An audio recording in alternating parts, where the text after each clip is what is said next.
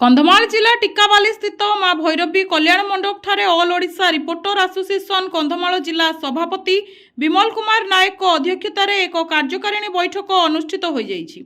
एही अवसर में विभिन्न ब्लॉक रु आसिथिबा प्रतिनिधि माननकु संघ तरफरु सांबादिक परिचय पत्र प्रदान करा जायथिला। तत्सहित कंधमाल जिला ऑल ओडिशा रिपोर्टर एसोसिएशन रो कर्मकर्ता माननकु निर्वाचित करा जायथिला। सेथिमध्यरु जोसेफ दिगाल और चंद्रकांत नायक को जिला उपसभापति भाव में चयन करा जायछि। संपादक भाव में संजय कुमार कहर और कोषाध्यक्ष भाव में अजित कुमार नायक महोदय को चयन करा जायछि। सेहीपरि उक्त संघर टिकाबाली ब्लॉक सभापति भाव में गणेश नायक और संपादक भाव में अकुलानंद दिगाल को विधिबद्ध भाव दायित्व अर्पण करागला।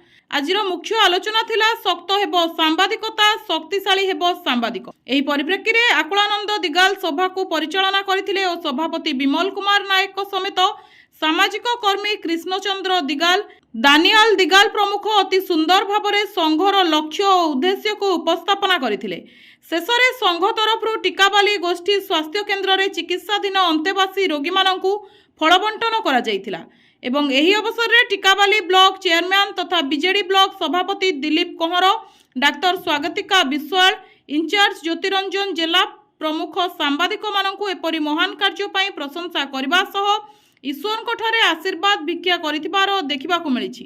आज ऑल ओडिशा रिपोर्टर एसोसिएशन रो कंधमाल डिस्ट्रिक्ट रो कर्मकर्ता चयन करा जायथिला एवं सुंदर भाव भी हमरो वाइस प्रेसिडेंट 2 जण, जनरल सेक्रेटरी जणे, कैशियर जने आम गठन करूँ। आसोसन आम मान एक निश्चित भाव सांबादिक मान एक प्रेरणादायी आसोसन। आम मानकर प्रिय राज्य सभापति डॉक्टर सुधांशेखर राउत तांकर मार्गदर्शन रे आम माने एही आसोसन को चलाऊँ आ चलैबू संगठन करूँ एवं सांबादिक मानकर सुरक्षा पाई आ तांकर स्वार्थ पाई आम कार्य करूँ। फुलबाणी विमल कुमार नायक को रिपोर्ट, NTV।